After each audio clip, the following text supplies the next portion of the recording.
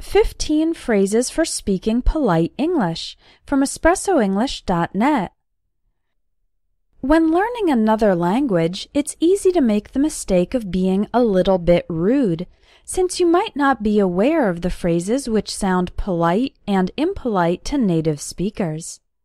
You already know how to say please, thank you, and excuse me, but here are 15 more ways to make your English sound more polite.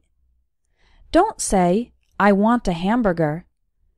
Say, I'd like a hamburger, or I'll have a hamburger, please.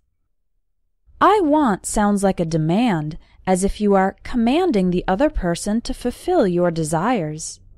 I'd like is a more polite and diplomatic phrase. When ordering food and drinks, we often use I'll have a hamburger, please. Don't say, send me the report. Say, could you send me the report? To maintain good relationships with coworkers, it's best not to use imperatives. That's starting a sentence directly with a verb like reply to my email, go to the bank, finish this project. Instead, make requests with questions, starting with could you and could you please? This is more polite. Don't say, go away, or leave me alone. Instead, say, could you give me a minute? Or, sorry, I'm a bit busy right now. If a colleague approaches you at a bad time and you want the person to leave, don't say, go away, or leave me alone. The phrase, could you give me a minute, is for when you just need a few moments to finish up what you're working on, and then you'll talk with the person. You can use the other phrase, sorry, I'm a bit busy right now, when you're in the middle of work that can't be interrupted. You can follow up with the phrase, can we talk a little later? And agree on a time when you're both available. Don't say, tell me when you're available.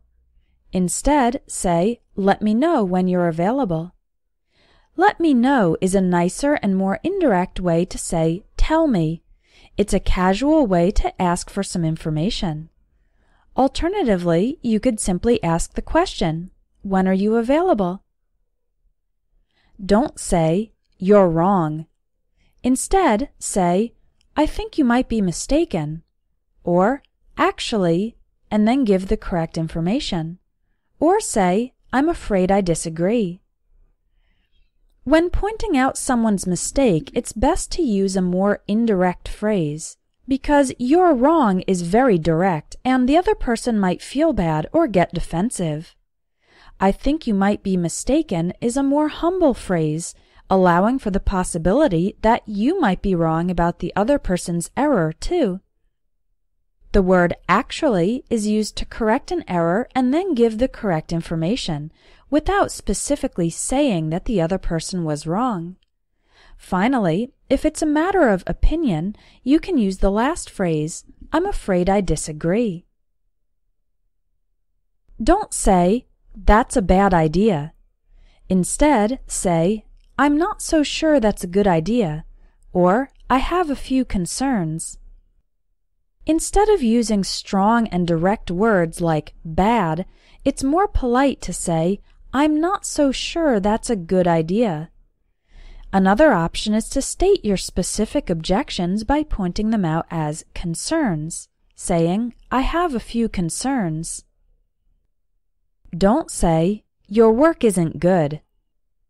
Instead, say, I'm not quite satisfied with this work, or, to be honest, this needs some improvement. One of the hardest things to do is telling somebody that their work doesn't meet the standards or expectations. But you can make it easier for the other person to accept by using a polite phrase, like, I'm not quite satisfied with this work. The phrase, to be honest, is used when you are going to state an opinion that other people might not like very much. Don't say, I don't like the colors in this design. Instead, say, I'm not too fond of the colors in this design. Or, I'd prefer to use different colors in this design. When reviewing work, avoid statements like, I don't like. Instead, you can use a more indirect form like, I'm not too fond of, or I'm not a fan of. Another option is to state what you want to see instead by using the phrases, I'd prefer, or I'd rather. Polite English is especially important if you're learning English for your job or career. You want to have good relationships with coworkers, make a positive impression on clients, and sound pleasant during interviews. If you'd like to learn more English phrases that are specifically for professional situations, check out my Business English course. Inside this course, you'll learn how to make presentations, phrases for negotiations and interviews, what to say during meetings, best practices for letters and emails, and much more.